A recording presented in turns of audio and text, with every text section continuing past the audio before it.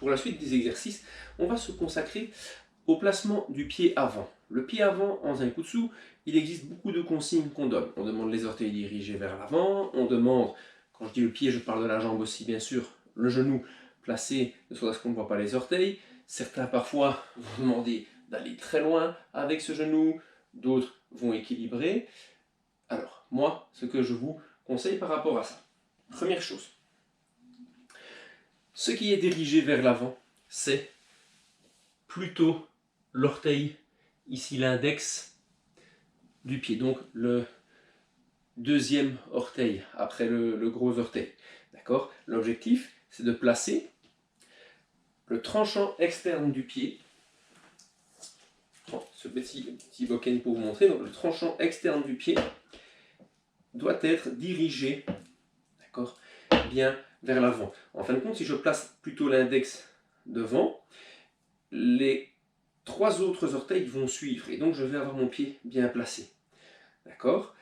Si je place le gros orteil vers l'avant, je peux avoir un décalage au niveau du pied. Et donc quand je vais avoir mon genou au-dessus, ben mon genou il va s'ouvrir un petit peu trop sur l'extérieur. Et si on presse, je peux être déstabilisé. Donc je mets parallèle et je place sur mon petit orteil un bâton très droit et de là je mets le genou.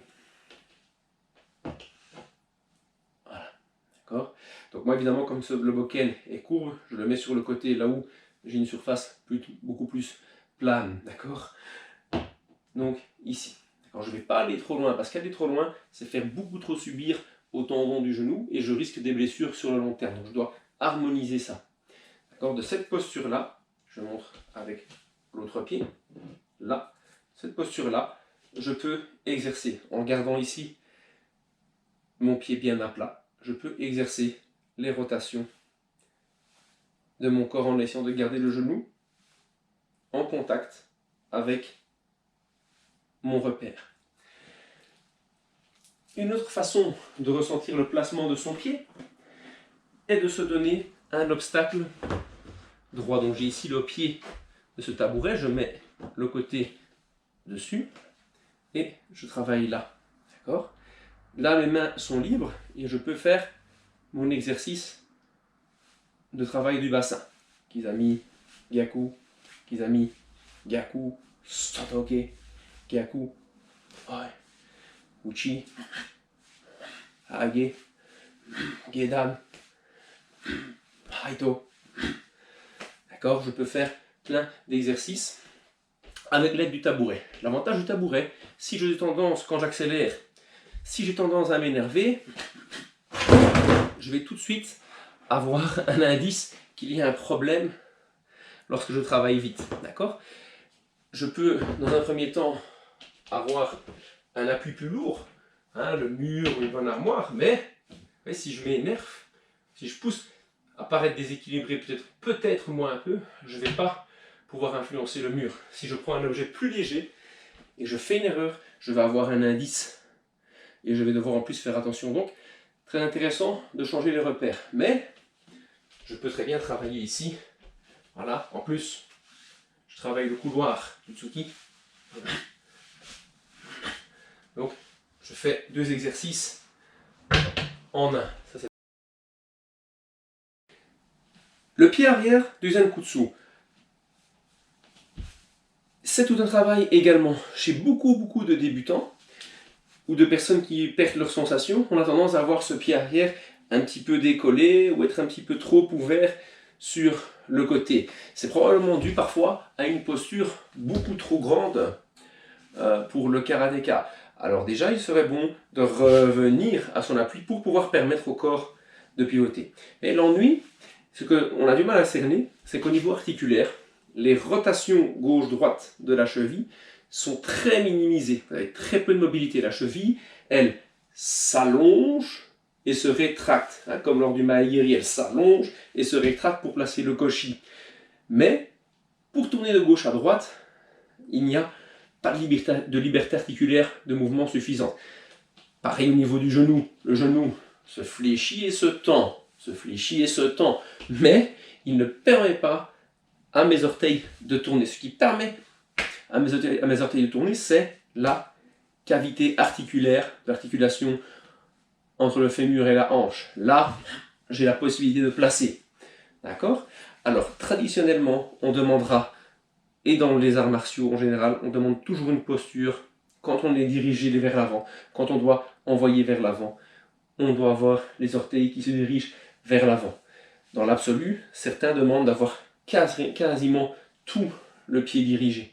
Là, en fonction de la souplesse de la cheville, on peut avoir des soucis et souvent le pied va légèrement s'ouvrir sur le côté. Mais ceci, là, est excessif, d'accord, et même dangereux, puisque le pied, quand il est là, il traîne, et quand je veux travailler mon bassin, je vais être bloqué et je vais me blesser. Alors là, j'ai un grand problème. Voilà, le pied ici. Alors comment travailler ça? Eh bien, même exercice que tout à l'heure. Je commence sur un repère stable, je place mon pied, et je travaille. Et ce que je travaille d'abord, c'est mon bassin. Là, là, là, là, l'exercice. Là, là. Et puis je travaille avec mes techniques. Là, là. D'accord? Maintenant, même piège. Hein, le mur, ok, le meuble, il est très stable. Je vais prendre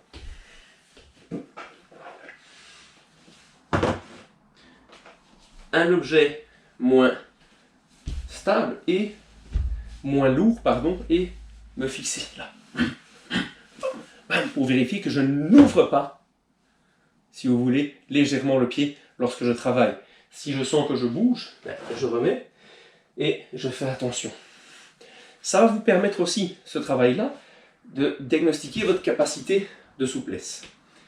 Alors, un étirement qu'il est intéressant de faire, d'ailleurs par rapport à ça, c'est bien entendu de placer sa cheville parfois même de manière exagérée. Vous vous stabilisez sur un mur ou sur un meuble et on va garder le talon au sol, pousser le bassin vers le bas et ça va tirer dans le mollet et travailler la cheville. D'accord? Une vingtaine de secondes, je relâche et je reprends si je fais un stretching. Si je fais un stretching d'activation, 10 secondes et puis je réactive. Alors, petit récapitulatif de tout. Donc, pour mon Zenkutsu, j'ai besoin d'une fente avant, d'un espace latéral qui prenne la largeur de ma hanche, si je débute la largeur de mes épaules, et j'ai besoin que mon pied avant soit dirigé bien vers l'avant à partir de l'index de mon pied, le deuxième orteil, le tranchant extérieur bien dirigé, le pied arrière a le talon, les orteils également dirigés vers l'avant, le talon bien en appui au sol, et je dois pouvoir travailler le bassin ici. Pour ceci, placez les mains là et sentez un petit peu les creux qui se créent au niveau de l'aine et développez votre mouvement. Tac, tac, tac, tac. Essayez de bien garder le genou le plus que possible, toujours vers l'avant, ne pas l'emporter avec vous dans vos mouvements, afin de pouvoir travailler. Il vaut mieux commencer doucement, progressif, que tout de suite vite et fort.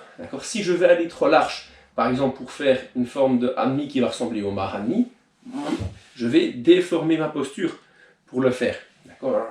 J'ai déformé ma posture, c'est pas la peine. Non, travailler court, tac, Hanmi, Yaku. Et je développe.